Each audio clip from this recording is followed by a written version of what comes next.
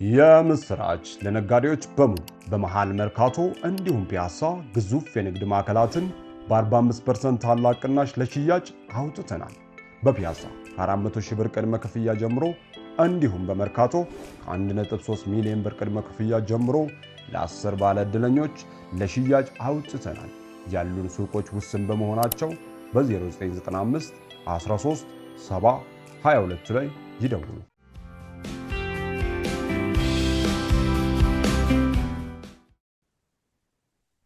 ጤና ይስጥልን ክቡራን ተመልካቾቻችን፣ ሲሳይ አጌና ከሉዓላዊ ሚዲያ አርብ ግንቦት 21 2018 ዓመተ ምህረት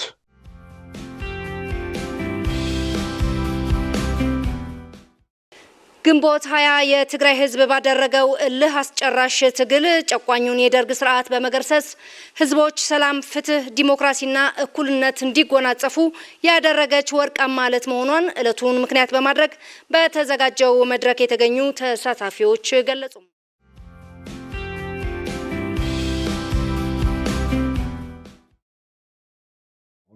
አሁን ከዚህ ከግንቦት 20 ጋር ተያይዞ ታንክ ምናምን ያሳዩ ነበር። የትግራይ ወጣቶች ሰውን በታንክም በምንም አታቆመው። በደል መጥፎ ነው። ታንክ ታሳየላችሁ፣ ታንክ ይዛችሁ ገብታችሁ እኮ በድንጋይ ተባራችሁ ነው የወጣችሁት እያሏቸው ነው። በድንጋይም በማማሰያም በየትኛውም ነገር እንዳትባረር እድሉን አጋጣሚውን ታሪክን ለመጻፍ መጠቀም ነው። ዘላለማዊ ማንም የለም።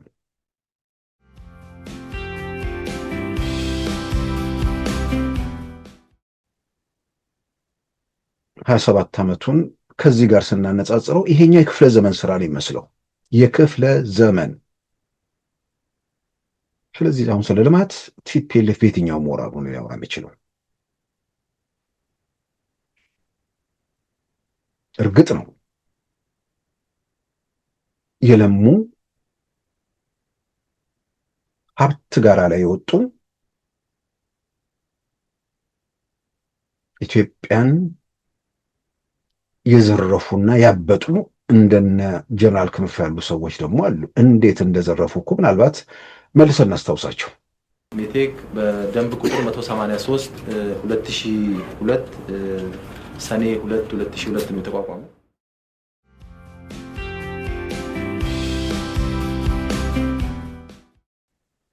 በየትኛውም የኢትዮጵያ ታሪክ ውስጥ የውጭ ሀገር መሪ አዲስ አበባ ከተማ ውስጥ ተተኩሶበት አያውቅም። በአፄ ኃይለ ሥላሴም በኮሎኔል መንግስቱም መቼ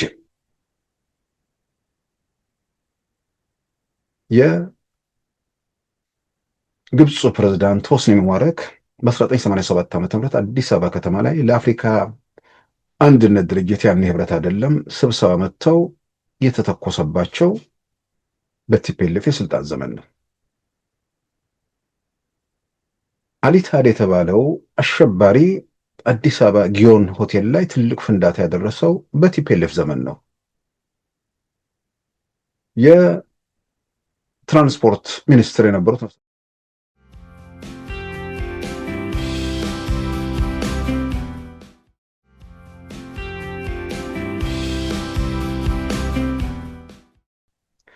በዛሬ ፕሮግራማችን በእነዚህና በሌሎች ወቅታዊ ጉዳዮች ላይ ትኩረት አድርገናል። አሁን ወደ ዕለቱ ዜና እናመራለን።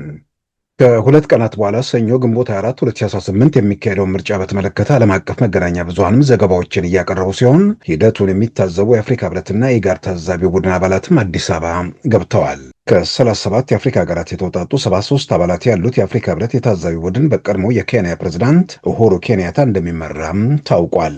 ኢጋድ ያሰማራቸው 26 የምርጫ ታዛቢዎችም በቀድሞ የኡጋንዳ ምክትል ፕሬዝዳንት የተመራ መሆኑም ተመልክቷል። ይህ በእንዲህ እንዳለም በኢትዮጵያ የሚካሄደውን ምርጫ በተመለከተ ዓለም አቀፍ መገናኛ ብዙሃን የጽሁፍ እንዲሁም የቪዲዮ ዘገባዎችን በመስራት ላይ ይገኛሉ። ሮይተርስ፣ አልጀዚራ፣ ፍራንስ 24፣ ዲደብሊውን ጨምሮ የተለያዩ መገናኛ ብዙሃን በምርጫው ዙሪያ ዘገባዎችን ሰርተዋል። ኢኮኖሚስት፣ ዘ ኮንቨርሴሽን፣ በአፍሪካን ሪፖርት የመሳሰሉት ደግሞ በምርጫው ዙሪያ ትንተናዎችን ሲያቀርቡ ቻታም ሃውስን የመሳሰሉ የትንተናና የጥናት ተቋማትም ምክረ ሀሳቦችን አቅርበዋል። በሁሉም መገናኛ ብዙሃን ላይ በተመሳሳይ የተንጸባረቁት መልእክቶች በኢትዮጵያ ያሉ ግጭቶች በቀጠሉበት ምርጫው ሊካሄድ ቀን መቆረጡን እንዲሁም ገዢው ብልጽግና ፓርቲ በምርጫው የሚያሸንፍ ስለመሆኑ በሪፖርቶቹ የተንጸባረቀ ሲሆን ሰልፍ ጠርተን ተከለከልን ያሉ ተቃዋሚዎችን ማስተያየት በዘገባዎቹ ሰፍረዋል።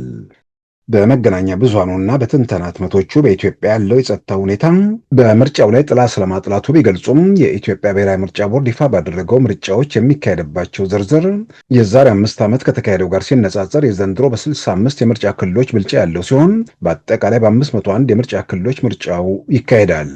የዛሬ 5 ዓመት በተካሄደው 6ኛው ሀገራዊ ምርጫ ውድድሩ የተካሄደው በ436 የምርጫ ክልሎች ላይ ነበረ።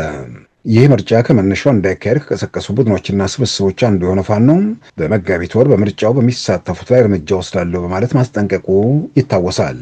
ቡድኑ አሁን ደግሞ በአማራ ክልል የትራንስፖርት እንቅስቃሴ እንዲቆም መመሪያ አስተላልፏል። በመንግስት የጸጥታ ኃይሎች በኩል ደግሞ ምርጫው ላይ የሚከተሉ አደጋዎችን ለመከላከል በተጠኑ ኢላማዎች ላይ አስቀድሞ እርምጃ በመውሰድ ላይ ስለመሆናቸውም ተሰምቷል። በዚህ ረገድ በቦረና መካነ ሰላም አካባቢ በሚንቀሳቀሱ የፋኖ ኃይሎች ላይ ትላንት በጥናት ተካሄደ በተባለ ኦፕሬሽን የተገደሉ ታጣቂዎችና የተማረኩ መሳሪያዎች ፎቶግራፍ ተሰራጭቷል። በትግራይ በሁሉም ከተሞችና የገጠር ቀበሌዎች ድረስ የተጠናከረ አፈሳ መቀጠሉ ታውቋል። ከትግራይ በተንቀሳቃሽ ምስል ጭምር ተደግፈው በሚወጡ መረጃዎች መሰረት የግዴታ አፈሳው የተጠናከረ ሲሆን ሽሽቱም ቀጥሏል። ከመኪና እንዲሁም ከተሰባሰቡበት ጊዜያዊ መጠለያ የማምለጥ ሙከራዎች ቢኖሩም በጥይት ጭምር የኃይል እርምጃ በመውሰድ ታፍሰው እጃቸው የገቡት እንዳይወጡ ጥብቅ ጥበቃ በማድረግ ላይ መሆናቸው ተመልክቷል። በአቶ ጌታቸው ረዳ የሚመራው ስምረት ፓርቲ ከትናንት በስቲያ ባወጣው መግለጫ በመላው ትግራይ አፈሳው መቀጠሉን በመግለጽ በዚህ ድርጊት ተሳታፊ ሆኑ ከዚህ ተግባራቸው እንዲቆጠቡ አሳስቧል። ጦርነትን የሚቃወሙ እናቶች ጭምር እየታሰሩና እየተደበደቡ መሆኑንም አስታውቋል። የፌዴራሉ መንግስትና ዓለም አቀፉ ማህበረሰብ ሁኔታዎችን በመከታተል እርምጃ እንዲወስዱም ጥሪ አቅርቧል። ይህ በእንዲህ እንዳለም በትግራይ ያለውን ወቅታዊ ሁኔታ በተመለከተ የመስኖና ቆላማ አካባቢዎች ሚኒስትርና የብልጽግና ፓርቲ የስራ አስፈጻሚ ኮሚቴ አባል የሆኑት ዶክተር አብርሃም በላይ ትግራይን ለሰነፎችና ህሊና ቢስ ለሆኑ አካላት አንተዋት ሲሉ ጥሪ አቅርበዋል። ስልጣኔን፣ ጥልቅ እምነቱን፣ ውብ ባህልና ታሪክን የታደለው ጨዋው የትግራይ ህዝብ በከፋ የፖለቲካ ድቀትና በመሪዎች ስንኩል አስተሳሰብ ውስጥ እንዲወድቅ መፍቀድ ንስሐ የማይመልሰው ዘመን ተሻጋሪ ድክመት ነው ሲሉ በማህበራዊ ገጻቸው መልእክታቸውን አስተላልፈዋል። በሀሳብ ልዕልና የሚያምን ህዝብ ወደዚህ ደረጃ እንዲደርስ ያደረገው የዚህ ውድቀት መንስኤ ተጠያቂ ማን ነው?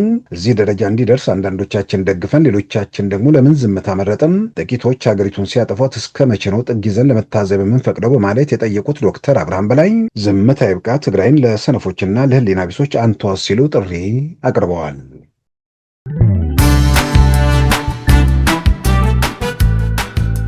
ሉዓላዊ ሚዲያን ይደግፉ። ስራዎቻችንን ለብዙ እንድናደርስ ሰብስክራይብ፣ ሼር፣ ላይክ በማድረግ ሉዓላዊ ሚዲያን ያጠናክሩ። እውነትን እንዘግባለን፣ ኢትዮጵያዊነትን እናቀነቅናለን።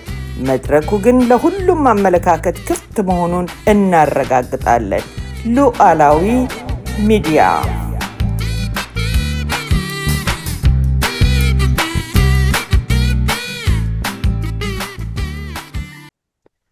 ክቡራን ተመልካቾቻችን ከ1983 ጀምሮ እስከ 2016 ለ33 ዓመታት በካላንደር ላይ በበዓልነት ሲጠቀስ የነበረው ግንቦት ሃያም ላለፉት 2 ዓመታት በዓልነቱ አብቅቷል ወይ ደግሞ ከካላንደር ላይ ተሰርዟል።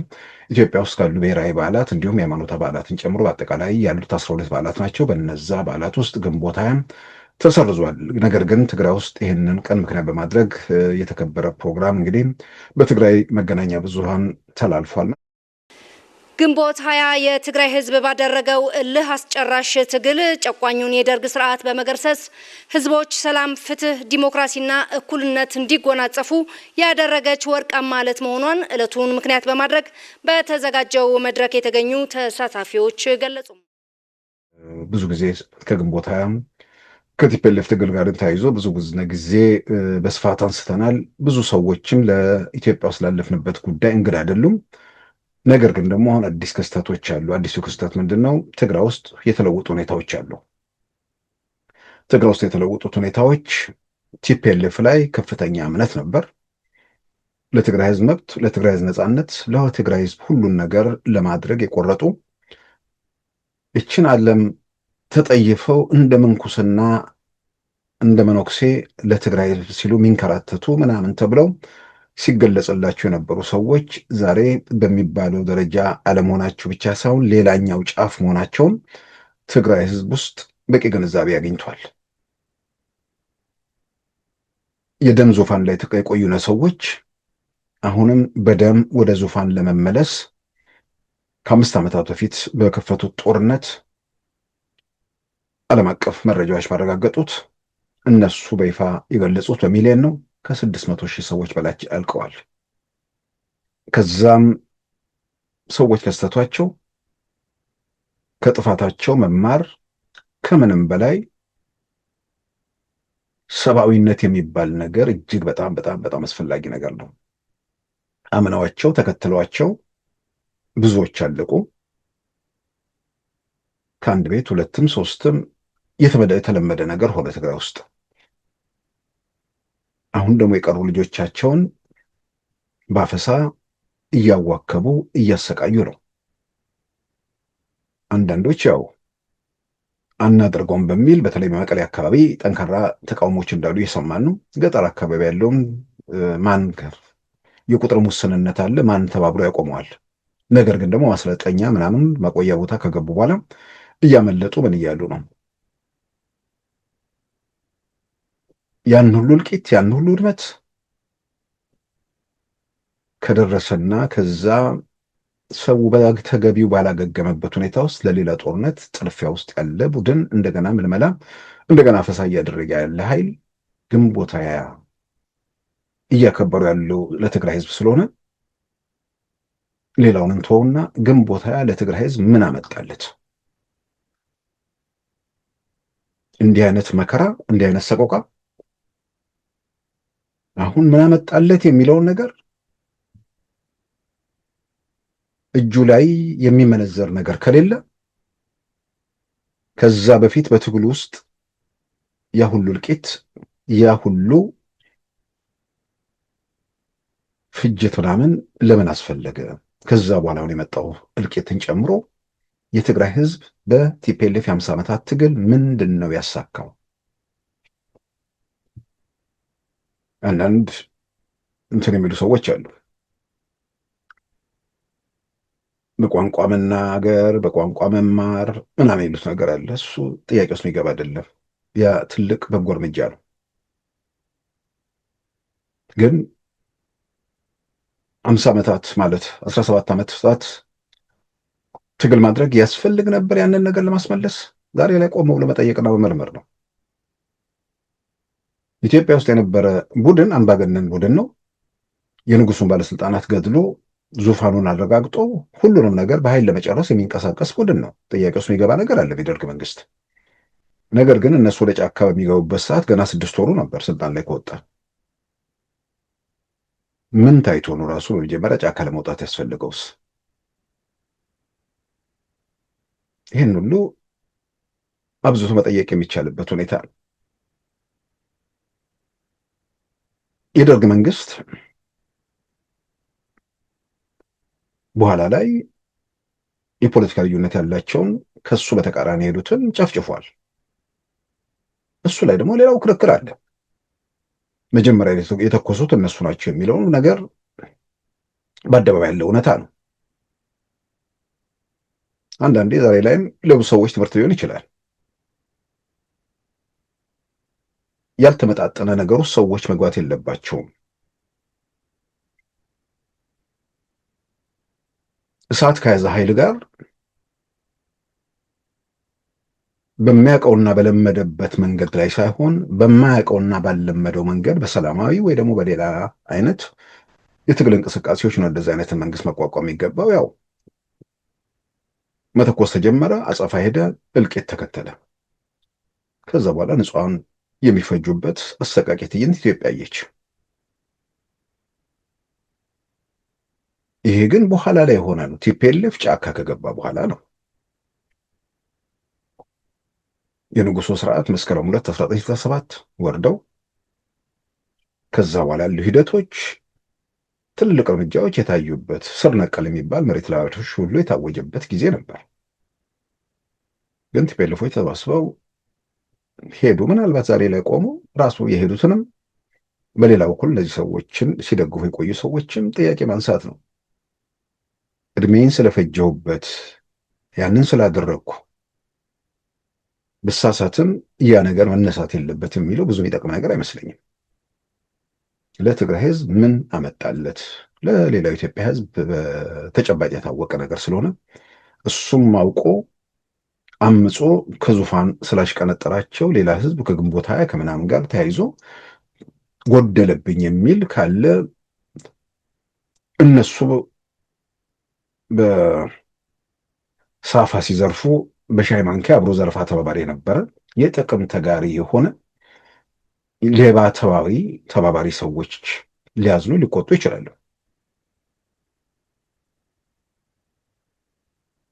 ግንቦት 20 ለኢትዮጵያ የመከራ የሰቆቃ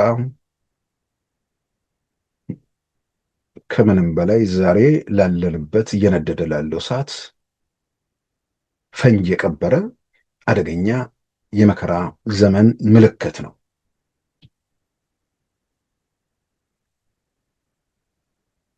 የትግራይ ህዝብ በትግል ላይ ነን ባሉበት ሰዓት ካለቀው በላይ ባለፉት የ2 ዓመታቱ ጦርነት ያ ሁሉ ለምን ተከፈለ? ያ ሁሉ እልቂት ለትግራይ ህዝብ ምን ለማስገኘት ነው? ተመልሶ ዙፋን ላይ ለመውጣት የተደረገ እንቅስቃሴ አይደለም። ማን ነው ማስረዳት የሚችለው? የጠቅላይ ሚኒስትር አብይ መንግስትም በተመለከተ ትግራይን ለማጥፋት ምናምን ተብሎ ምንድነው ሲገለጽ የነበረውን ነገር ዛሬ እዛ ውስጣቸው በተፈጠረው ክፍፍል ለምን መተኮስ እንደፈለጉ፣ እንዴት መተኮስ እንደፈለጉ፣ ዓላማቸው ምን እንደሆነ፣ በስንት ጊዜ ውስጥ አዲስ አበባ መግባት እንደሚችሉ አቅደው አስበው ተዘጋጅተው ዙፋን ላይ ለመውጣት ሲባል የሰው ልጆችን የማገዱ አረመኔዎች ናቸው። ዛሬም ለመማገድ የሚጣደፉ የዚች ኢትዮጵያ የምትባል ሀገር በተለይም ደግሞ አሁን የትግራይ የሰቆቃ ምልክቶች ናቸው። ግንቦት 20 ኢትዮጵያ ውስጥ ምንድን ነው የመጣው የሚለውን አሁን ሰክኖ መጠየቅ ነው። ቅድም ያልኩት የቋንቋ ምናምን ነገር የሚያነሱ ሰዎች አሉ። ልክ ነው። ግን የትኛውም መንግስት ኢዲ አሚን ዳዳ አረመኔ የሚለውን ከሚገልጸው በላይ አረመኔ ሰው ነበር ኡጋንዳ ውስጥ። በኢዲ አሚን ዳዳ ዘመን ሁሉ ነገር ጨለማ ነው ማለት አይደለም። የደርግ መንግስት አንስተነዋል። ስር ነቀል የሚባለውን የመሬት ላራሹን አዋጅም ያወጀ መንግስት ነው። ከምንም በላይ ደግሞ የደርግ መንግስት እንደ ቲፒኤልኤፍ አይነት መንግስት ቢሆን ኖሮ በመንደር በሰፈር በእድር የተሰባሰቡ ሰዎች ያዋቀሩት መንግስት ቢሆን ኖሮ የፈረሰ ሀገር የፈረሰ አስተሳሰብ ያላቸው ሰዎች ሲቀበሉ ብትንትኑ አይወጣ ነበር። የደርግ መንግስት ከነጥፋቱም ከነክፋቱም ኢትዮጵያዊ መንግስት ነበር። ለዚህ ቀበሌ ወይም ለዚህ ሰፈር የሚሉ ሰዎች አልነበሩም። ይሄንን ማንም በእርግጠኝነት የሚናገረው ስርዓት ነው። ያ ስርዓት ሄዶ ኢትዮጵያ ምንድን ነው ያገኘችው? የመጀመሪያው ጦርነት ቆመ ነው ሁሉ የሚባለው። ልክ ነው፣ ጦርነት ቆሟል። ደርግ አሸንፎም ቢሆን ጦርነቱ ይቆም ነበር። ጦርነት ያሸንፈው ሲያሸንፍ ጦርነቱ ይቆማል። ከምንም በላይ በንግግር ደግሞ ቢሆን ትልቅ ነገር ነበር። ጦርነት ያ መንግስት በጦርነት ውስጥ እንዲቀጥል ያደረገው የሶማሊያ ጦርነት ወረራ ነው። መንግስት ነው የሀገር ሉዓላዊነት የማስጠበቅ ግዴታ አለበት። ስለዚህ ወረራውን መመከት ኃላፊነቱን ተወጥቷል። የኢትዮጵያ ሀገር መከላከያ ሰራዊት የምድሩም የአየሩም የባህር ኃይሉም ሁሉም ኃላፊነታቸውን ተወጥተው ከሶማሊያ ወራሪ ኃይል ኢትዮጵያን ታድገው ድንበሯን አስከብረዋል። ስለዚህ ያንን ማድረግ የሚገባቸው ሁኔታ ውስጥ ገብተዋል። በኤርትራ በኩል ያለው በቲፒኤልኤፍ በኩል ያለውን የደርግ መንግስት መወቀስ ካለበት ፋፍተው እግር አውጥተው ነገሮች ከቁጥጥር ውጭ ከመሆኑ በፊት መነጋገርና ችግሮችን ለመፍታት ተንቀሳቅሶ ቢሆን ኖሮ መጨረሻ ላይ እነርሱ የፈለጉትና የፈቀዱትን አድርግ ያሉትን ወደ ማድረግ የሚሄድበት ምዕራፍ አይኖርም ነበር። በጥሩ ቁመና በጥሩ አቅም ላይ በነበርክበት ወቅት መደራደሪያ አቅም ከፍ ይላል።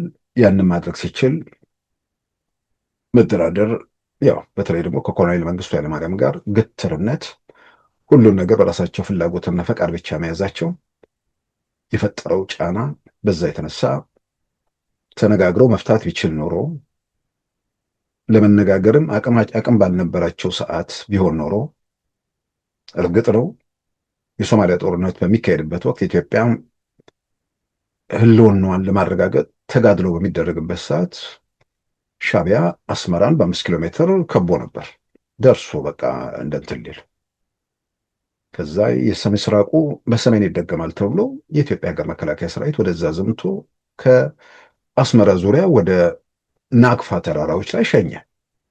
የዛን ጊዜ ቀይ ኮከብ ምናምን እየተባለ ነገር ውስጥ ከመግባት በተለይ ደግሞ ቀይ ኮከቡን ከከሸፈ በኋላ ለመነጋገር ያለውን እድል ማስፋት። ምክንያቱም የሆነ ነገር ላይ ፌዴሬሽኑ ፈርሷል። ስለዚህ ቢያንስ ፌዴሬሽኑ መመለስ በሚቻልበት ሁኔታ ላይ መነጋገር፣ ከዛ በላይ ቢጠይቁም አይመስለኝም የዛን ጊዜ ከዛ በላይ ፍላጎት ይኖራቸዋልን ብዬ አላምንም። ፌዴሬሽኑ መልሶ በሌላም በኩል ሌላውን የኢትዮጵያ ክፍልም ፌዴራላዊ ቅርጽ ሰጥቶ እንዲህም ብለን የምናነሳቸው ነገሮች አሉ። ስለዚህ ጦርነቱ ቲፒኤልኤፍ ሲመጣ ጦርነት የቆመው ስላሸነፈ ነው። ደርግን ቢያሸንፍ ጦርነት ይቆም ነበር። ቲፒኤልኤፍ የጦርነት ምልክት እንጂ የሰላም ምልክት አይደለም። ከዛ በኋላ ጦርነት ኢትዮጵያ ውስጥ ለምንድን ነው የሌለው? የለም የሚለው በተሟላ መልኩ የሚገልጸው አይደለም። በአንጻራዊ መልኩ የተሻለ ነው። ለምንድን ነው የሌለው? አንደኛ አሸነፈ፣ የሚዋጋው የለም። ግን እንደርሱ በሱ ደረጃ ተዋቅረውን ባይሆን ሲዋጉ የነበሩ አብረው የተሰለፉ እንደ ኦሮሞ ነጻነት ግንባር ያሉ ኃይሎችን በቅድሚያ በአንድ ዓመት ጊዜ ውስጥ መጥቶ ነው ያባረረው። በየካምፑ ደመሰሳቸው፣ ካምፕ አስቀምጦ። ሰላም ፈላጊነት ይሄ ነው። የቤኒሻንጉል የጋምቤላ በፊት ሲታገሉ የነበሩ እንቅስቃሴዎች አልተመቱም።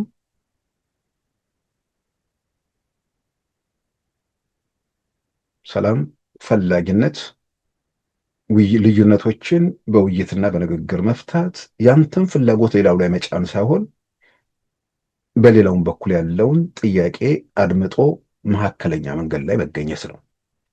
ሰላም ተብሎ የሚንቀለጳበሰው ነገር ደግሞ ያው ዛሬ ላይ ከምናየው ግርግር ምናምን ጋር አያይዞ ሲታይ የሚፈጠሩ ነገሮች ካልሆኑ እርግጥ ነው ኦነግ የሚባለው ኃይል አስመራ ቁጭ ብሎ መግለጫ ሲያወጣ እየተዋጋው ነው ሲል እንደነበር እናውቃለን። እሱ ግልጽ ነው። ግን ከምር መሬት ላይ ሆነው እየተዋጉ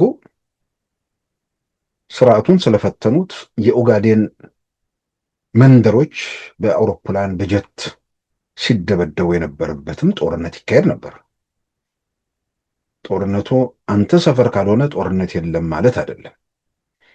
ጦርነቱ እንደ ዛሬው ኢንተርኔት በሩ ተበረጋግዶ ሁሉም ሰው መረጃዎችን በሰከንዶች ውስጥ ማስተላለፍ የሚችልበት እድል ስላልነበር ጦርነት የለም ማለት አይደለም። ሚዲያ ስለተዘጋጋ ሰዎች ያዩትን መዘገብ ስለማይችሉ ጦርነት አልነበረም ማለት አይደለም። ዛሬ በጣም የሚገርመኝ አንድ ለውጭ መገናኛ ብዙሃን ይሰራ የነበረ የዛን ጊዜ በቲፒኤልኤፍ ዘመን አንደበቱን ለጉሞ አንዳንድ የሚነሱ ጉዳይ አስፈጻሚ የሆነ የነበረ ሰው ዛሬ የመብት ተሟጋች ምናምን ነው ብሎ እንትን ላይ ሲል በጣም ይገርመኛል። ኢትዮጵያ ውስጥ ሚዲያን በተመለከተ ጃም እናደርጋለን አዎ የሚል መግለጫ በአደባባይ የሚሰጥበት ቁጭ ብሎ ጋዜጣዊ መግለጫ ሰምቶ እንዴት ሚዲያ በዚህ ደረጃ ይታፈናል ብሎ ማያውቅ ሰው ዛሬ ስለ ሚዲያ አፈና ወይ ደግሞ ስለ ሌላ ነገር ያወራል። ስለ ጦርነትም ያወራል። እሱ አዲስ አበባ ቁጭ ብሎ ኦጋዴን ክልል ውስጥ የሚካሄደውን ጦርነት ለዓለም አቀፍ መገናኛ ብዙሃን መዘገብ እየቻለ ግን መዘገብ ስለማይፈልግ ወይ ደግሞ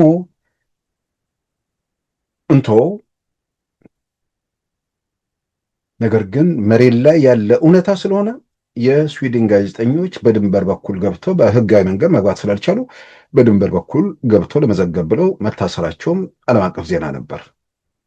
ስለዚህ ጦርነት ነበር። የኦጋዴን ብሔራዊ ነፃነት ግንባር የሚባል የተደራጀ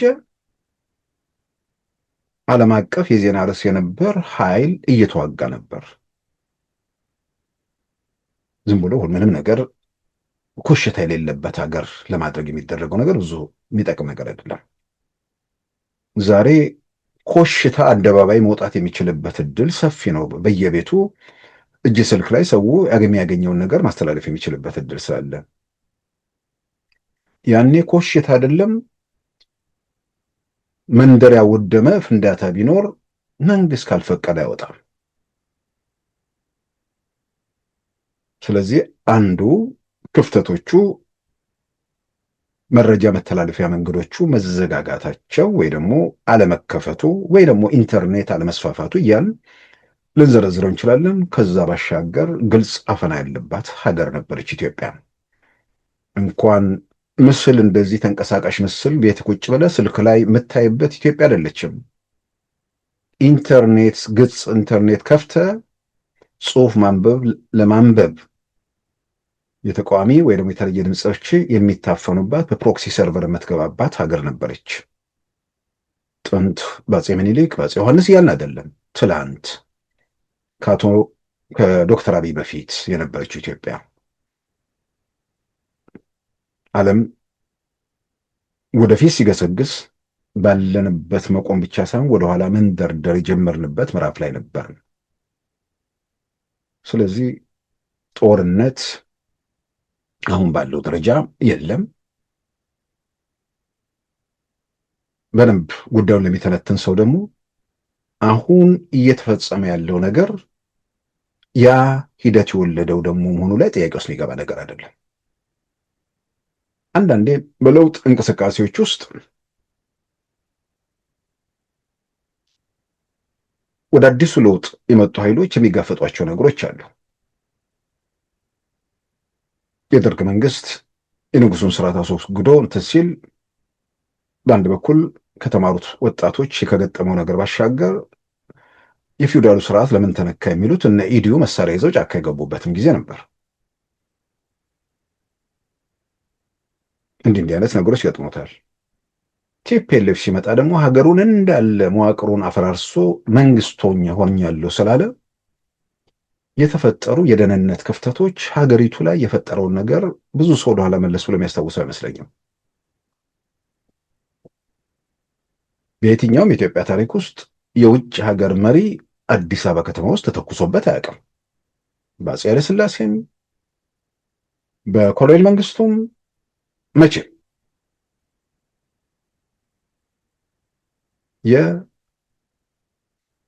የግብፁ ፕሬዝዳንት ሆስኒ ሙባረክ በ1987 ዓ.ም አዲስ አበባ ከተማ ላይ ለአፍሪካ አንድነት ድርጅት ያኔ ህብረት አይደለም ስብሰባ መጥተው የተተኮሰባቸው በቲፒኤልኤፍ የስልጣን ዘመን ነው። አሊታድ የተባለው አሸባሪ አዲስ አበባ ጊዮን ሆቴል ላይ ትልቅ ፍንዳታ ያደረሰው በቲፒኤልኤፍ ዘመን ነው። የትራንስፖርት ሚኒስትር የነበሩት ነፍሳቸው ይማረውና ዶክተር አብዱል መጂድ ሁሴን ላይ ቢሮአቸው ላይ ጥቃት የተፈጸመው በቲፒኤልኤፍ ዘመን። እንዲህ ያለን የምንዘረዝራቸው በርካታ ጉዳዮች አሉ።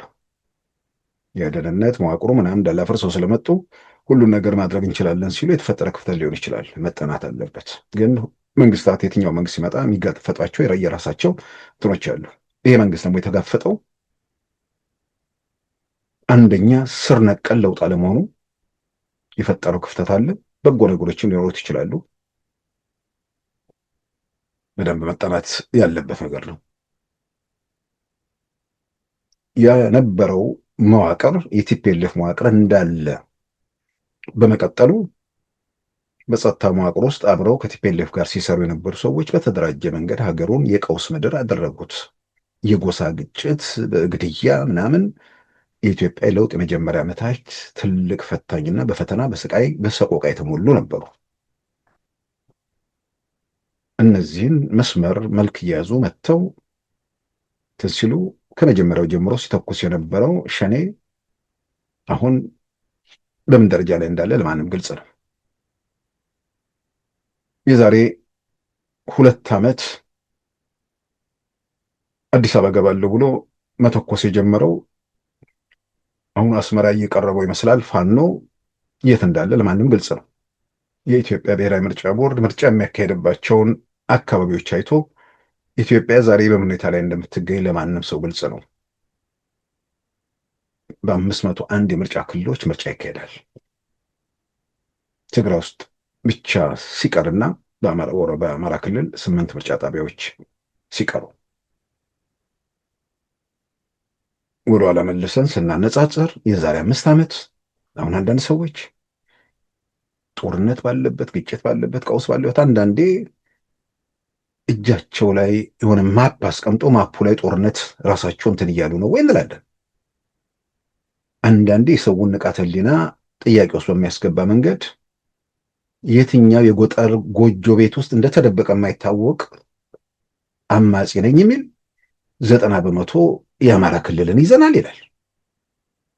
እዛ ጋር አንድ ጤነኛ ሰው ወራጅ አለ ብሎ እዛ ጋር ማቆም ነበረበት። ይህን ኃይል የሚደግፍ አንድ ከተማ ላይ መኖሩ ያልተረጋገጠ ቡድን 95% ሲል እንደዚህ አያደንዝዛችሁ ነው የሚባለው። ይሄን አምኖ ሳፍር ይህን ሌላ ሰው ለመናገር የሚሞክሩ ሰዎችም ያጋጥማሉ። ዛሬ ኢትዮጵያ ግጭቶች ከዛ እንዳልኩት ይሄ መንግስት የተጋፈጠ የመጀመሪያ የብሔረሰብ በየከተሞቹ በየምናምን ከነዚህ ግጭቶች ጋር ተያዘ። አሁን አንድ ጀነራል ማሾ በየነ የተባሉ ትላንት ወዲ ሻምበል ላይ ሶሎዳ ሚዲያ ላይ በዕለቱ በትላንትነት የተናገሩትን ተተርጉሞ እየሰማሁት ነበር። ይሄ ሊያጠፋን የመጣ መንግስት ስለሆነ ካላጠፋ ነው መፍትሄ የለን። ይሄን ነገር ስንቴ ነው ሰው የሚፎክረው? መጥፋት፣ ማጥፋት፣ መግደል ምናምን ራሱ ቃሉ ከአንደበታቸው የሚወጣው ነገር ሰላም፣ ልማት፣ እድገት ምናምን የሚባል ነገር የተጣሉ ነው የሚመስሉ ከቃሉ ጋር። እኚህ ሰው ኢትዮጵያ ውስጥ ለውጥ ሲመጣ ኢትዮጵያ ለውጥ ያው የኢትዮጵያ መንግስት ይባላል እንጂ የህወሓት መንግስት ነበር። ከላይ እስከታች ሁሉ ቦታ በቲፒኤልኤፍ ሰዎች ቁጥጥር ስር ስለወደቀ ማለት ነው። ኢትዮጵያ ውስጥ ለውጡ ሲመጣ የጠቅላይ ሚኒስትር አብይ መንግስት ካደረጋቸው እርምጃዎች አንዱ በኢትዮጵያ ሀገር መከላከያ ሰራዊት ላይ ማስተካከያ ማድረግ ነው። የኢትዮጵያ ሀገር መከላከያ ሰራዊት ተብሎ በዛውም ግንቦት 20 እያሉ እንትን ለሚሉትም ሰዎች እግረ መንገዴን እያነሳው ለመሄድ ነው። የኢትዮጵያ ሀገር መከላከያ ሰራዊት ተብሎ ጠቅላላ የአመራር ቦታዎች በቲፒኤልኤፍ ታጋዮች ቁጥጥር ስር ወደቁ። ከአንድ አካባቢ በመጡ ማለት ነው። ከቺፍ ኦፍ ስታፍ ጀምሮ እስከ መምሪያ ኃላፊዎች እንዲሁም የሁሉም እዝ አዛዦች ሀገሪቱ ያሏት እዞች በሙሉ ወረታች ሲወጡም በክፍለ ጦርም በምንም ለምልክት የሚቀመጡ ሰዎች ብቻ ያሉባት ከዚህ ቀደም በዝርዝር ጠቅላይ ሚኒስትር አብይም ሌሎችም ያነሱት ነገር ነው። በፊት ከውጭ ሆኖ ተቃዋሚው ምናምን ስለሚል በእርግጥ ቴሌቪዥን ምናምን ሰው ሲያይ አልበዛም ወይ ምናምን የሚለው ነገር ነበር። አንዳንድ የሚደግፏቸውም ሰዎች ሲሸማቀቁ አስታውሳለሁ። በዚህ ረገድ በኋላም ነፍሳቸው ህይወታቸው ማለፉን ወዲህ ሻምበል ነው የነገረኝ እና ተስፋዬ አጽብሃ በጣም በኢትዮጵያ ለውጥ ትግል ውስጥ ትልቅ አስተዋጽኦ ያደረጉ እኚህን የመሰሉ ሰው እንደው አንዳንዴ ሞታቸውም የሚዲያ ሽፋን እንኳን እንዳያገኝ አንዳንዴ ቤተሰብ በተለያየ መንገድ ሌላውም ትምህርት ነው። እንዲህ አደባባይ ያሉ ሰዎች በራሳቸው መንገድ አስተዋጽኦ ሲያደርጉ የቆዩ ሰዎች ድንገት በሆነ አጋጣሚ የሆነ ፋይል ወዲህ ሻምበል ሲፈልግ የተስፋዬ አጽብሃን ቃለ ምልልስ ምናምን አድርገህ ነበር እሱ ምናምን አለኝ። ከዛ አዎ እግረ መንገዱን ሞቷል የሚል ነገር ግን በጣም ደነገጥኩኝ። ይህን ማነሳው በተለይ ቤተሰብ ምናምን የሆነ ሰው እንዲህ አይነት ሰዎች ሲያርፉ ቢያንስ የተወሰነ ህይወት ታሪካቸውን በአጭሩ ጫር አድርጎ የሆነ ቦታ የሚነበበውን ለሚዲያዎች ቢበትኑት ወይ ደግሞ ለሚያውቋቸው ሰዎች እንዲደርስ ቢደረግ ቢያንስ ሌላውም ሰው ቢረዳው ጥሩ ነበር። ተስፋዬ አጽብሃ ማለት ተስፋዬ ቼንቶ የኢትዮጵያ ሐረር አካዳሚ ምሩቅ የነበሩ በኋላ ላይ ከተመረቁ በኋላ ምንድነው ከሰራዊቱን ትተው ቲፒኤልኤፍን የተቀላቀሉት ሰው ናቸው። ገብተው ሲያዩት ከዚህ ቡድን ጋር መቀጠል እንደማይቻል አውቀው ከቡድኑ ተለይተው ቡድኑን እየተቃወሙ በተለያየ መንገድ አርቲክሎች ሲጽፉ የቆዩ ሰው ናቸው እና ወደ ጉዳይ ስመለስ ጉዳይ ለማስፈጸም ጀርመን ኤምባሲ ሄድኩኝ። በአደባባይ የተናገሩት ነው። እሺ አንድ ነገር ለመጥቀስ ፈልጋለሁ። እኔ በህወሓት ውስጥ አንዳንዶቻችሁ ህወሓት ምንድነው የምትሉ ከሆነ ወያኔ ማለት ነው። እኔ ግን የለመድኩት ህወሓት የሚለውን ነው። ታግያለሁ። እውነቱን ለመናገር አንድ ጊዜ አልሄድም እኔ ወደ ኤምባሲ ወደ ምናምን አንድ ጊዜ ሂጄ እንደውም የዚህ አካባቢ ነው የሄስን የአውስለንድ ጀርመን መጣቀ ስለሆናችሁ እንድተረጉምለት ይዞ ስለሄደ እዛ አይቼ 10 ሰዎች የኤምባሲ ሰራተኞች አዩ። ከ10ሩ 6ቱ የትግራይ ሰዎች ነበሩ። እኔ በጣም አፈርኩ። ስለዚህ እንደዚህ አይነት ሁኔታ ያለ አሁን እያንዳንዳችሁ ጀርመን ውስጥ ያለውን ሁኔታ ብቻ ማየት ትችላላችሁ። ስለ ኢትዮጵያም ሳታጣራ እዚህ ያለው የገዥና ተገዢ የበላይና የበታች የባለቤትና የባይተዋር አይነት ግንኙነት አለ። ይሄ መወገዝ አለበት። ሁሉን ነገር ለመጠቅለል ይሄንን ያደረገ ኃይል ደግሞ ዛሬም ሳያፍር በአደባባይ ያን ጨለማ የዘረኝነትና የሁከት ዘመን ሌላውን እንዲናፍቅ መምትም ማለቱ አስገራሚ ነው። ይህ ቡድን ሁሉንም ኃላፊነቶች እንግዲህ መከላከያው ምናምን በቁጥር ስር የዋለበት ነበር። ማስተካከያ መደረግ ነበረበትና ቢያንስ እዞቹ ላይ አንዳንድ ከየብሔረሰቡ ያው ምንድነው ከዚህ ቀደም ያደርጉት መከራከሪያ ነበር። ውትድርና እንደ ፓርላማ አይደለም ይላሉ። ልክ ነው። የትኛው ሙያ እንደ ፓርላማ አይደለም፣ እሱም ትክክል ነው። ግን ያሉትን ጠርገ አውጥተ ወይ ደግሞ ተመልካች አድርገ ሁሉም በመዳፍ አድርገ ውትድርና እንደዚህ አይደለም። እንደገና ደግሞ አጥብቀው ሲይዙ አንድ በጣም ሁሉ የሚገርመኝ መረጃ አለ። ሪፖርተር ላይ በዜና መልክ የቀረበ ነው። የኢትዮጵያ ሀገር መከላከያ ሰራዊት በተመለከተ የመከላከያ ሚኒስትሩ አቶ ሲራጅ ፈርጌሳ ዛሬ ለፓርላማው በሰጡት ማብራሪያ የኢትዮጵያ መከላከያ ሰራዊትን ለማመጣጠን የሚደረገው ጥረት ውጤታማ በሆነ መንገድ እየሄደ ነው። በአሁኑ ሰዓት በመከላከያ ሰራዊት ውስጥ ከፍተኛ ቁጥር የያዘው በአንደኛ ደረጃ አማራ ነው።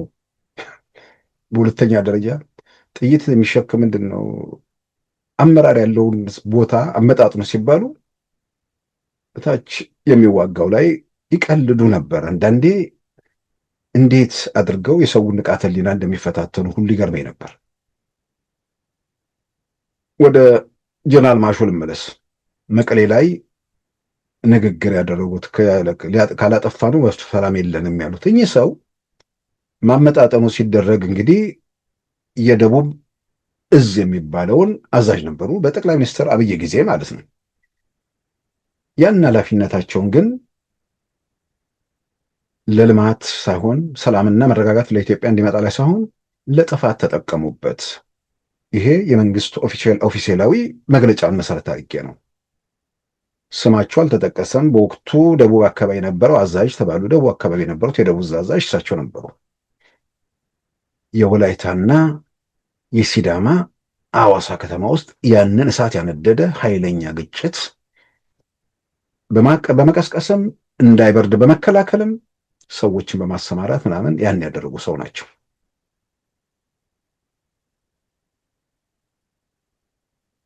ከዛ የሚያሰማሩት ሲጠፋ ደግሞ የትግራይን ህዝብ አሰማርተው ወደ እሳት የማገዱ አሁንም ለማገድ የሚጣደፉ ሰዎች ማለት ነው። እና የጦርነት ታሪክ ወይ ደግሞ ሰላም አረጋገጠ የሚለውን ነገር የመጣንበትን መንገድ አይተን በአንጻሩ ደግሞ ዛሬ ያለንበት ሁኔታ ተገንዝበን እንደገና ለጦርነት ቲፒኤልኤፍ የሚያደርገውን ጥርፊያ አይተን የሰላም ኃይል ነው ወይስ የግጭትና የቀውስ የትኛውም ወገን የትኛውም ቡድን የበላይነቱን አረጋግጦ የፈቀደውን ነገር በእጁ ጨምድዶ ለምን ብሎ ግጭት ያስፈልጋል? ጥያቄው ግጭት አለመፈለግ ሳይሆን ግጭት እንዳይኖር መስራት ነው። ግጭት እንዳይኖር መስራት፣ ሁሉም በሀገሩ ባለቤት ማድረግ፣ ሁሉም የኢትዮጵያውያን ዜጎች በኢትዮጵያ ምድር ላይ እኩል መብት እንዳላቸው ማረጋገጥ ነው። ያ ባለመሆኑ አሁን ከዚህ ከግንቦት ሃያ ጋር ተያይዞ ታንክ ምናምን ያሳዩ ነበር። የትግራይ ወጣቶች ሰውን በታንክም በምንም አታቆመው። በደል መጥፎ ነው። ታንክ ታሳየላችሁ፣ ታንክ ይዛችሁ ገብታችሁ እኮ በድንጋይ የተባራችሁ ነው የወጣችሁት እያሏቸው ነው። በድንጋይም በማማሰያም በየትኛውም ነገር እንዳትባረር እድሉን አጋጣሚውን ታሪክን ለመጻፍ መጠቀም ነው። ዘላለማዊ ማንም የለም።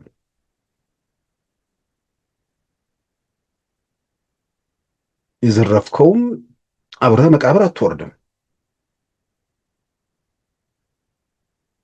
ስለዚህ በታሪክ ውስጥ ሰዎች እንዴት መታወስ እንደሚችሉ ከምንም በላይ ደግሞ በስረት ጥሎን የመሰለ መሄድን የመሰለ ነገር እድል ነበር፣ አጋጣሚ ነበር። ያን አልተጠቀማችሁበትም። ባልታሰበና ባልጠበቀ ሁኔታ ማዕከላዊ ስልጣኑን ካጣ በኋላ በትግራይ ህዝብ እየማለ እርሱ ላይ የሚነሳውን ተቃውሞ ሁሉ በትግራይ ህዝብ ላይ እንደተነሳ ተቃውሞ እያደረገ የትግራይን ህዝብ እንደ ሰብአዊ ጋሻ ሲጠቀም የነበረ ቡድን ስልጣኑን ሲያጣ ለትግራይ ህዝብ ምን አደረግኩ የሚለውን ነገር መመለስ አልቻለም። ለትግራይ ህዝብ አይደለም። አብሮ ታግለው እነሱን ዙፋን ላይ ያወጡ ልጆች አካላቸውን ላጡ ለምናምን እንዴት ነው የሸኟቸው? እሱ በአደባባይ የተገለጸ ነገር ነው። ወላጆች 100 ብር ነው እንደዚህ ነው ጡረታ የሚከፈሏቸው አሉ። አሁን ጨምሮ እንደሆነ አይታወቅም። የነበረው ታሪክ ይሄ ነው እና ጦርነት ወይ ደግሞ ሰላም የሚለውን ነገር ከዚህ ጋር አያይዞ ዋናውን መሰረታዊ ነገር ዛሬ ካለው ነገር ጋር ደግሞ እናነጻጽር ካለን ዛሬ ኢትዮጵያ ውስጥ ያሉ ግጭቶች በቲፒኤልኤፍ ጊዜ ግጭት አልነበረም ለሚለው ግጭቶቹ ምንድናቸው፣ እንዴት ናቸው የሚለውን ሄጀበታለሁ። ዛሬ ያለው ነገር እንዴት መጣ የሚለው ከመነሻው ጀምሮ እንዳነሳሁት ግጭት በየቦታው ለመቀስቀስ ሲደረግ ጥረት ነበር። በሌላ በኩል ከመጀመሪያው ጀምሮ ኢትዮጵያ ውስጥ ለውጡ ከመጣ ጀምሮ የኦሮሞ ወጣት ከቲፒኤልኤፍ ኃይሎች ጋር ግብ ሲገጥም አለሁለት ማለት ያልቻለ ለመሸሽ ለፈለጉ ጥገኛ መጠጊያ መሆን ያልቻለ አንድ ጥይት ያላስወነጨፈ ወይ ደግሞ ጅራፍ ያልተኮሰ ቡድን አስመራ ቁጭ ብሎ መግለጫ ሲያወጣ ኖሮ በሁሉም አካባቢ ወጣቶች ትግልና ከውስጥ በተደረገ እንቅስቃሴ ቲፒኤልኤፍ ማዕከላዊ መንግስቱን ሲያጣ ኦነግ መተኮስ ጀመረ። ከመጀመሪያው ጀምሮ የኢትዮጵያ የመከራ ምንጭ ሆነ ቡድን ለውጡ ከመጣ ጀምሮ።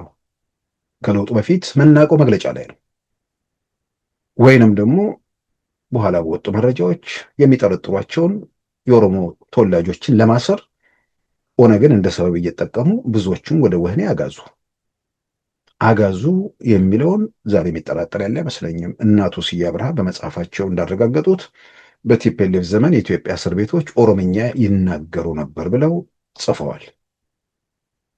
ያኔ እንግዲህ ምንም ያልነበረ ቡድን መግለጫ ላይ ሲያወጣ የነበረ ቡድን በትግል በክብር ከገባ በኋላ መተኮስ ጀመረ። ስለዚህ ከቲፒኤልኤፍ ጋር ምን ግንኙነት አላቸው ምናምን እያለን እዛ ውስጥ መመራመር አስፈልገንም። ግን ይሉኝታ ቢስ ብቻ ሳይሆን አረመኔ ቡድን በሆኑም በኋላ ደግሞ አረጋገጠ፣ ንጹሐንን በመጨፍጨፍ ይህንን በአውሮፕላን በክብር የገባ ቡድን እንዲተኩስ ስልጣን ላይ ያለው የዶክተር አብይ መንግስት ምን አደረገበት? ምን አጎደለበት? ወደ ምርጫ አልተገባ ምን አላለ? ወዲያውኑ መተኮስ የጀመሩ ምንድን ነው ያጎደለበት? አንዳንዴም ሳያፍሩ እኮ የቄሮ ትግል እኛ ነበር ሲሉም ነበር። ከዛ የታሉ ታዲያ አሁን ለምን አይታገሉም የእናንተ ከሆኑ ሲባል ከዛ በኋላ አፋቸው መሰብሰብ የጀመሩ ይመስለኛል። እና ሸኔ አዲስ አበባ ገባና በአውሮፕላን ከዛ መተኮስ ጀመረ። እዚህ ሂደት ውስጥ የኢትዮጵያ መንግስት ምን ማድረግ ነበረበት? ስለዚህ በግጭት ውስጥ ይሄን በማጉደሉ ተኮስ የሚል ነገር ካለ ልክ ነው፣ ይሄ መንግስት ጦረኛ መንግስት ነው ወይ ደግሞ ጦርነት እንዲቀሰቀስ ምክንያት ነው ብለን ድምጻችንን እናሰማለን። ስለዚህ የሸኔ ጦርነት ማለት ነው። ብዙ ጊዜ በተደጋጋሚ እንደማነሳው በቲፒኤልኤፍ ጊዜ ሲዋጉ የነበሩት ስል መግለጫ ላይ ሲዋጉ የነበሩ ሳይሆን መሬት ላይ የሚተኩሱት እንደ ኦጋዴን ብሔራዊ ነጻነት ግንባር ያሉት ደግሞ አርፈው የሶማሌ ክልል ሰላም እንዲረጋገጥ ከሁሉም የኢትዮጵያ ክልሎች በተሻለ ኮሽታ የሌለበት ክልልና ትልቅ ልማት የሚታይበት እንዲሆን አስተዋጽኦ አደረጉ። መግለጫ ሲያወጡት የነበሩ ሰዎች ወደ መተኮስ ሲሄዱ ማለት ነው። ስለዚህ ከኦኤልኤፍ ወይ ደግሞ ኦላ ከሚባል ሸኔ ከሚባል ቡድን ጋር በተያያዘ የኢትዮጵያ መንግስት ምን ስላጎደለ ነው እዚህ ሁኔታ ውስጥ የተገባው? ስለዚህ ለጦርነቱ ተጠያቂ ፍለጋው ስንገባ ማን ምን አደረገ ወደሚል እንሄዳለን። ስለዚህ ሸኔ ድሮ ስላልተኮሰው የመተኮስ አምሮት ነው ወይም ደግሞ ተኩሶ ያልመጣ መንግስት ስለሆነ ከተኮስኩበት ደንብሮ ይሄዳል ብሎ ሊሆን ይችላል። ግን ደንብሮ እንደማይሄድ ካረጋገጠ በኋላም እጁ መሰብሰብ ሲገባው እድል ተሰጥቶ ዛንዚባር ላይ ንግግር ተደርጎም እሱም አሻፈረኝ ብሎ ያው ዛሬ የት ዋሻ ውስጥ እንደሚተክሱ አናውቅም። ጃልመሮ የሚባል የቡድኑ መሪ አለ። እዚህ ውስጥ የኢትዮጵያ መንግስት ምን አደረገ? ምን ማድረግ ይጠበቅበት ነበር? እንግዲህ ጦረኛ ምናምን የሚባል ነገር ከመጣ እሱን መጠየቅ ያለበት። ፋኖ የተባለው ኃይል አጀንዳው ወይ ደግሞ ጥያቄው ለተቃውሞ መነሻ ሲያደርግ የነበረው ሸኔ የሚባለው ኃይል የሚያደርገውን ጭፍጨፋ ነበር። በሌላ በኩል የትግራይ የአማራ መሬቶችን ቲፒኤልኤፎች መልሰው እንዲይዙ ምናምን የሚል ክስ ነበር ሲያቀርብ የነበረው። ከዛ ባሻገር አማራ ብቻውን ትጥቅ እንዲፈታ ተደረገ የሚል ተረት ነበር ያወራው። ሁሉም ያው የኢትዮጵያ ክልሎች ልዩ ኃይሎች ትጥቅ በአደባባይ መፍታታቸው እየታወቀ አሁን ያ ሁሉ አለፈና የትግራይ ጦርነት በምናደርግበት ወቅት የትግራዩን ጦርነት ከጨረስን በኋላ ወደ ፌዴራሉ እንዞራለን ብለን ስንዘጋጅ ነበር ብለው እነ ጀነራል ተፈራ በአደባባይ አረጋገጡ። እና አቶ አሰግድም ኮማንዶና ሰልጥነን መፈንቅለ መንግስት ስንዘጋጅ ነበር አሉ። ምንም በሌለበት እነ ዘመነ ካሴ ተከበብን ያሉት እኮ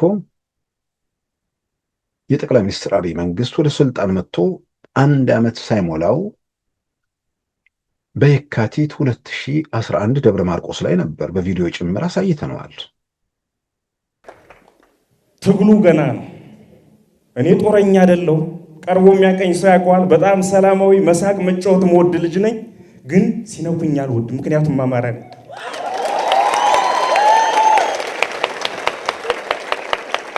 በአራት አቅጣጫ ጠላቶቻችን ከበውናል። የጦርነት ነጋሪት እየጎሰምኩም አይደለም። ታዲያ በአማራ ክልል ላለው የፋኖ እንቅስቃሴ ኢትዮጵያ ውስጥ ስልጣን ላይ ያለው መንግስት ምን ስላጎደለ፣ ምን ስላስቀረ፣ ምን ስለወሰደ ነው ፋኖ የሚባለው ቡድን የሚተኩሰው? ስለዚህ በዚህ ጦርነት ውስጥ ማን ነው ጦርነት የፈለገው? ማን ነው? ሌላው ቲፒኤልኤፍ ነው። ዛሬ ቲፒኤልኤፍን በተመለከተ ደጋግመን ያነሳነው ነገር ነው። ባለን መረጃ ላይ ባሉ ሁኔታዎችን አንብበን ገና ወደ ስልጣን የመጣ በየአቅጣጫው ዘረኛ የሚያዋክበው መንግስት፣ መከላከያው ሙሉ በሙሉ በመዳፉ ማረጋገጡ መያዙን ያላረጋገጠ መንግስት፣ ደህንነቱም በተወሰነ ደረጃ የተቦረቦረበት መንግስት ከቲፒኤልኤፍ ጋር ሰጣ ገባ ውስጥ የሚገባበት ወይ ደግሞ ለውጊያ የሚዘጋጅበት ምን ምድራዊ ምክንያት ይኖራል? እድሜው እየጨመረ ጊዜው እየረዘመ ሲሄድ ፌዴራል መንግስት ይዟል፣ ሀብት ይዟል፣ አቅም ይዟል። የበለጠ እየተጠናከረ የበለጠ እየጎለበተ ይሄዳል። በአንጻሩ ያለው ወደ ክልል የወረደው ኃይል አቅሙ እየተዳከመ ነው የሚሄደው። ስለዚህ መዋጋት ቢፈልግ እንኳን አንደኛ ለምን ይዋጋል ነው፣ ሁለተኛ ቢፈልግ እንኳን ሳይተኩስበት ራሱ እየሟሟ ሊሄድ የሚችልበት እድል እንዳለ ይታወቃል። አሁን ግን ከዚህ ከምናምን ትንተና ውጭ ራሳቸው የቲፒኤልኤፍ አመራሮች በአደባባይ ገለጹት። በ2 ሳምንት አዲስ አበባ ገብተን መንግስት መለወጥ እንችላለን ብለው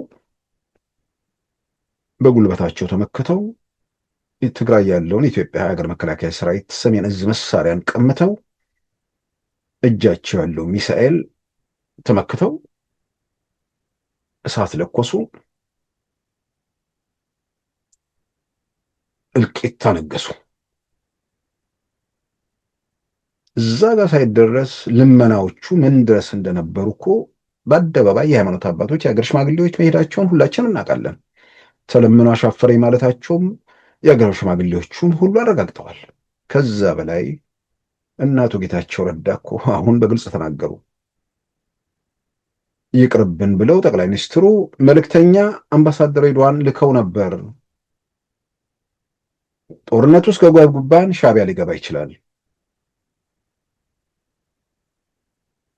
እንደዚህ በዚህ ደረጃ ማስጠንቀቂያ ተሰጥቶ ከመጠን በላይ መመካት የፈጠረው ነገር ነው። ስለዚህ በትግራይ በሚካሄደው፣ በኦሮሚያ በሚካሄደው፣ በአማራ የሚካሄደው ጦርነት ውስጥ ጦርነቱን ፈልጎ ወይ ደግሞ መብት ወስዶ ጦርነት ያስነሳ ኃይል በሌለበት ሁኔታ ውስጥ ከጦርነት ጋር በተያዘ ወይ ደግሞ ከሰላም ጋር በተያዘ ይህን መንግስት ምን ማድረግ ይቻላል ወይስ ሌትስ መውቀስ ይቻላል? ስለዚህ ሰላም፣ ልማት፣ ዲሞክራሲ የሚለው የቲፒኤልኤፍ መፈክር ሰላምን ከምር ሰላምን አጽንቶ ወይ ደግሞ ሰላምን እንደሚፈልግ ደግሞ አሁን ስልጣን ላይ ያለው መንግስት እያረጋገጠ ነው። አንደኛ ወደ ግጭት ላለመሄድ ያደረገውን ጥረት፣ ሁለተኛ ግጭት ውስጥ ከተገባ በኋላ በውይይት እንፍታው ብሎ ፕሪቶሪያ ድረስ ሄዶ ሁሉን ነገር ማድረግ እየቻለ ዛንዚባር ድረስ ሄዶ እንደገናም እነፋኖችን እየለመነ ነው። አድራሻቸው የማይታወቁ ሰዎችን እየጠራ ነው። ሰላም እንግዲህ ምንድን ነው? የሰላም ፍላጎት ከዚህ ውጭ በምን እንደሚመነጽረው? ልማት የሚል ነገር አሁን ልማት የሚለው ነገር ጋር አብረው እዛ መድረክ ላይ ያየኋቸው ጀነራል ክንፈ የተባሉት የሜቴክ ዋና ስራ አስፈጻሚ የነበሩት ናቸው። ልማት፣ ሰላም ምናምን የሚለውን እዛ ግንቦት ሃያን በተመለከተ እዛ ላይ ሲያነሱ ሰማሁ። አንዳንድ ይሉኝታም እኮ ጥሩ ነው። ምንድን ነው ልማት? ዛሬ አይኑ ላይ የሆነ ነገር ሞራ የለበሰበት ሰው ካልሆነ በስተቀር መቆጨት፣ መጸጸት ነው ያለበት። ልማት ማለት ምን እንደሆነ እኮ እያየን ነው። አሁን ልማት ምን እንደሆነ እያየን ነው ብቻ ሳይሆን ዘርፈውናል ሲባል የማያምነው ሰው ሁሉ አሁን ለካ ዘርፈዋል ወደሚለው ነገር በደንብ ገባ። ዘርፈውናል ሳይሆን አራኩተውናል፣ ካዝና ገልብጠዋል፣ ኢትዮጵያን ግጠዋታል፣ እርቃኗን አስቀርተዋታል የሚለው እየተገለጠ መጣ እኮ። 27 ዓመት መዘፍዘፍ አይደለ ኢትዮጵያ ላይ የተደረገው? ተዘፈዘፋችሁባት ኢትዮጵያ ላይ። ሰላም የሚባለውን ነገር ኮሽታ ምንድን ነው? የተወሰነ እንቅስቃሴ ባለበት የተረጋጋ ሁኔታ ውስጥ ተአምር መስራት የሚቻልበትን 27 ዓመት ጥላቻ በመዝራት እርስ በርስ ዜጎች የጎሪጥ የሚተያዩበትን የፖለቲካ ስርዓት መገንባት ሄዶ ሄዶ ድማሚቱ ከነሱ በኋላ እንዲፈነዳ በማድረግ እዛ ላይ ነው ያተኮራችሁት። ልማት፣ መንግስትነት ከረባት አስሮ ጋዜጣዊ መግለጫ መስጠት እንዳልሆነ እኮ አየን። በቃ መንግስት ሀብት ምን ማለት እንደሆነ እያየን ነው። 27 ዓመቱን ከዚህ ጋር ስናነጻጽረው ይሄኛው የክፍለ ዘመን ስራ ነው የሚመስለው፣ የክፍለ ዘመን። ስለዚህ አሁን ስለ ልማት ቲፒኤልኤፍ በየትኛው ሞራሉ ነው ሊያወራ የሚችለው? እርግጥ ነው የለሙ ሀብት ጋራ ላይ የወጡ ኢትዮጵያን የዘረፉና ያበጡ እንደነ ጀነራል ክንፈ ያሉ ሰዎች ደግሞ አሉ። እንዴት እንደዘረፉ እኮ ምናልባት መልሰን እናስታውሳቸው። ሜቴክ በደንብ ቁጥር 183 2002 ሰኔ 2 2002 ነው የተቋቋመው። የመጀመሪያው የውጭ ሀገር ግዥን በተመለከተ ነው። ተቋሙ ከ2004 እስከ 2010 ወደ 37 ቢሊዮን ብር የውጭ ሀገር ግዢ ፈጽሟል።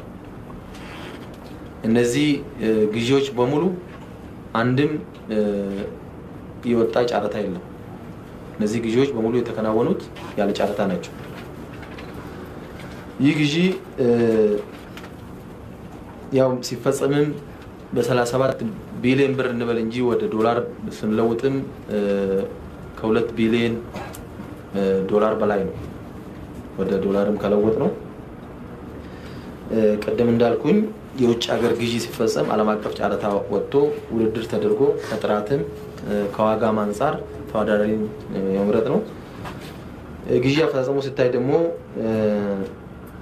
ከኮርፖሬሽኑ የበላይ አመራሮች ጋር የጥቅም ግንኙነት ያላቸው ሰዎች የድለላ ስራ በመሃል የሚሰሩ፣ በዚህም ሂደት ኮሚሽን የሚከፈላቸው፣ እነዚህ የድለላ ስራ የሚሰሩ ሰዎች ደግሞ የቅርብ የስጋ ዘመድ የሆኑ ወንድም፣ እህት፣ ያክስት ልጅ የመሳሰሉ እና የጥቅም ትስስር ያላቸው የውጭ ሀገር ካምፓኒዎችን በድለላ የሚያመጡ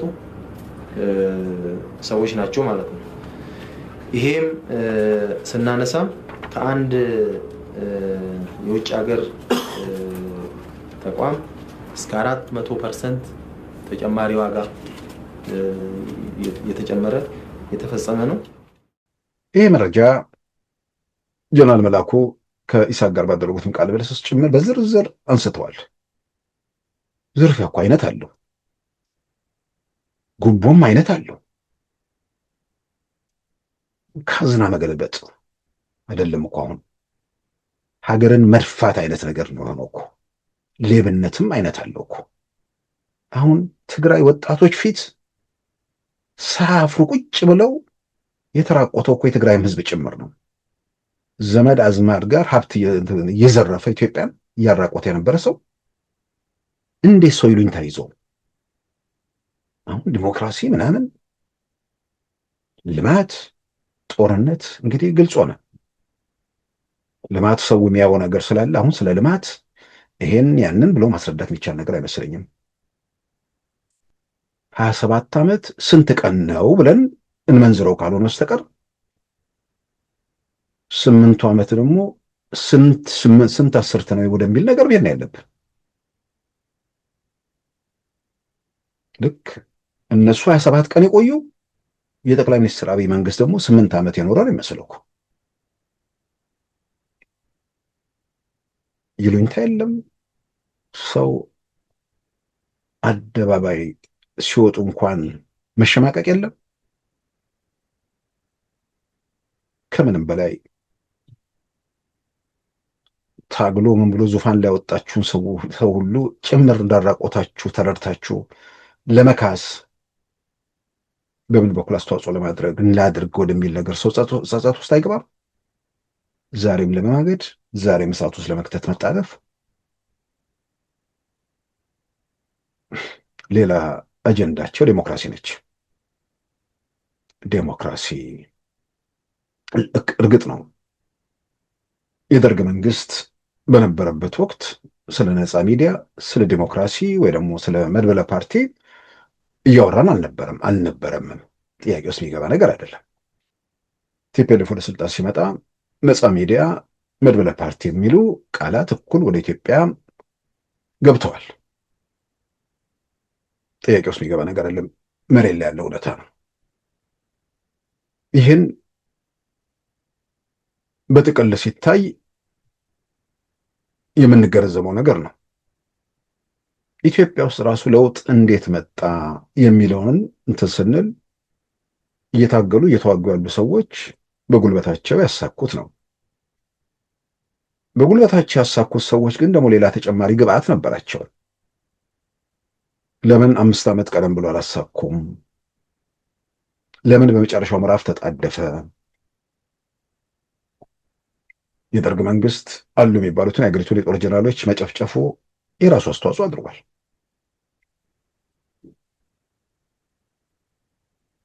ከምንም በላይ ደግሞ ዓለም አቀፍ ሁኔታዎች ተለዋወጡ።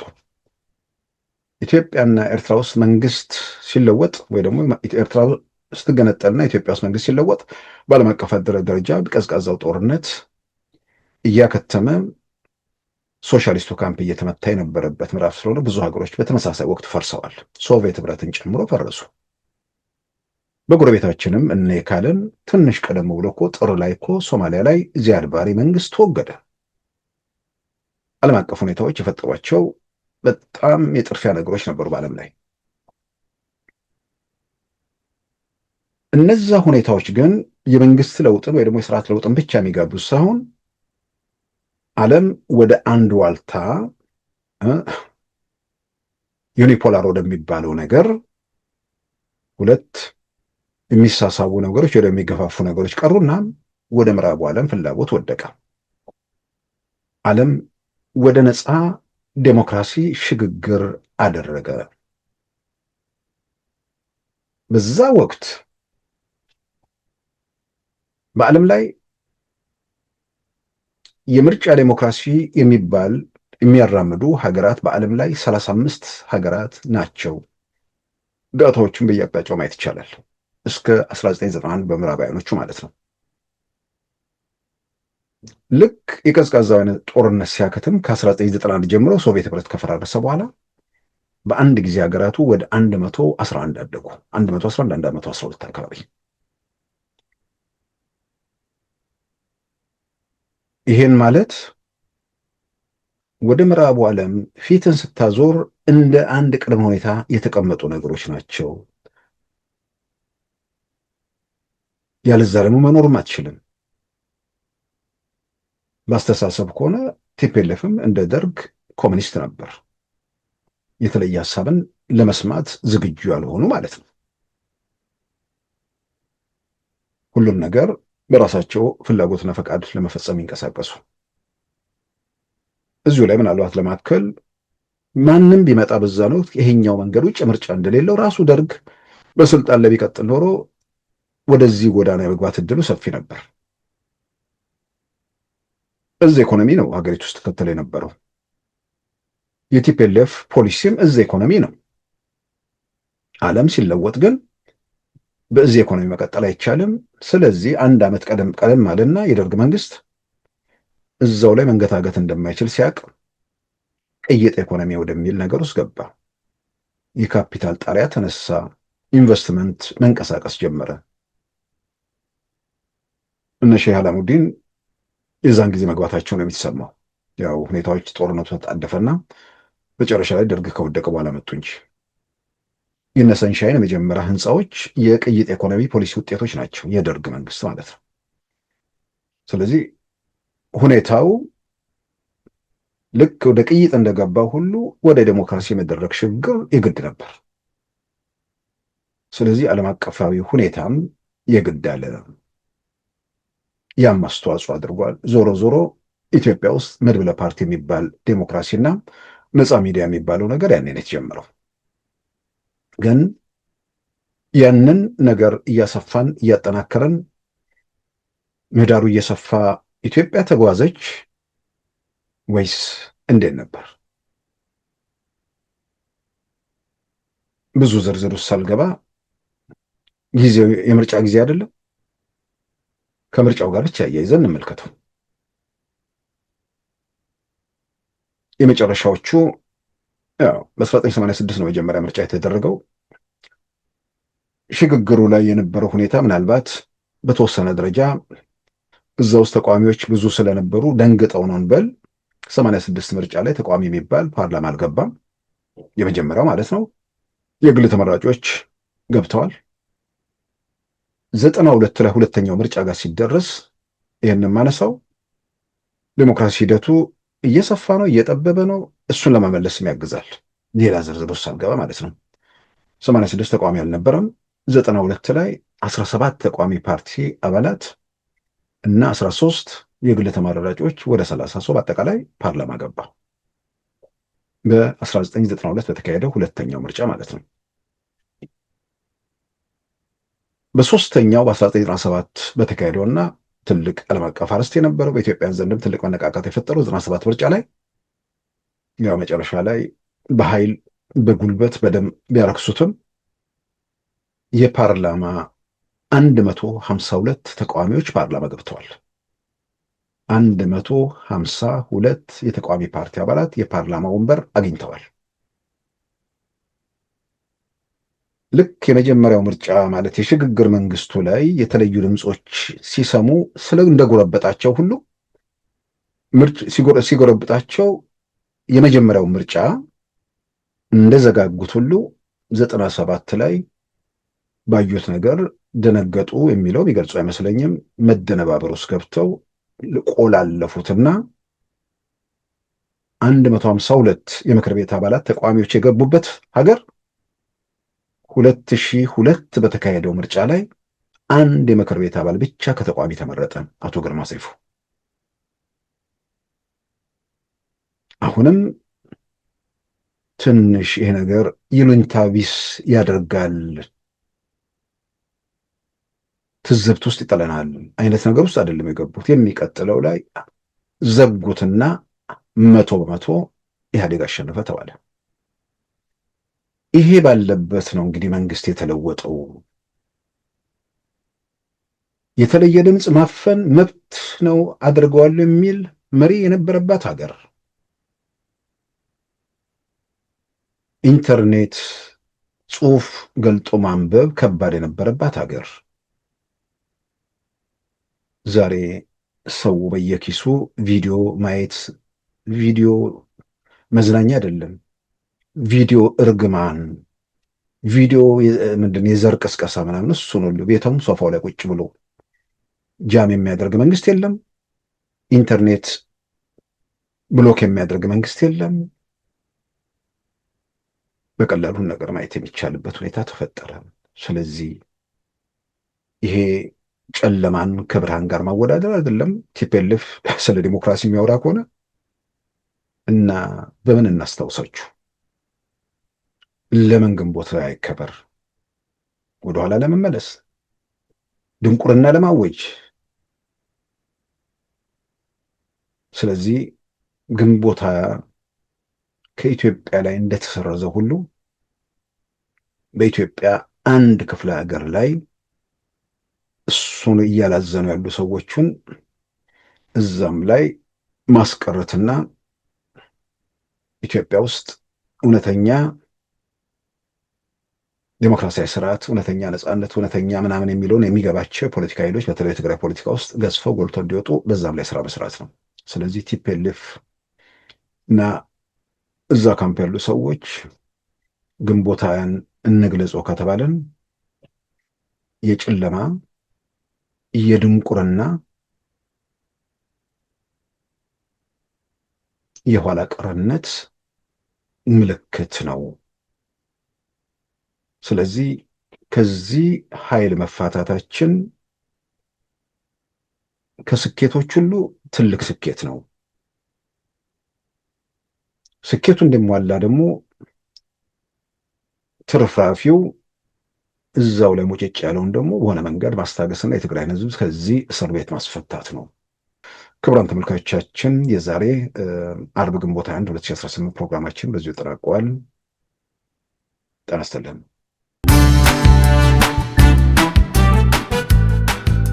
ሉዓላዊ ሚዲያን ይደግፉ። ስራዎቻችንን ለብዙ እንድናደርስ ሰብስክራይብ፣ ሼር፣ ላይክ በማድረግ ሉዓላዊ ሚዲያን ያጠናክሩ። እውነትን እንዘግባለን፣ ኢትዮጵያዊነትን እናቀነቅናለን። መድረኩ ግን ለሁሉም አመለካከት ክፍት መሆኑን እናረጋግጣለን። ሉዓላዊ ሚዲያ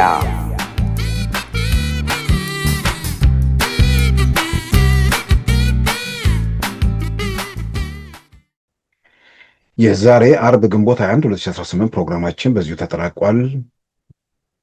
ጤና ይስጥልን።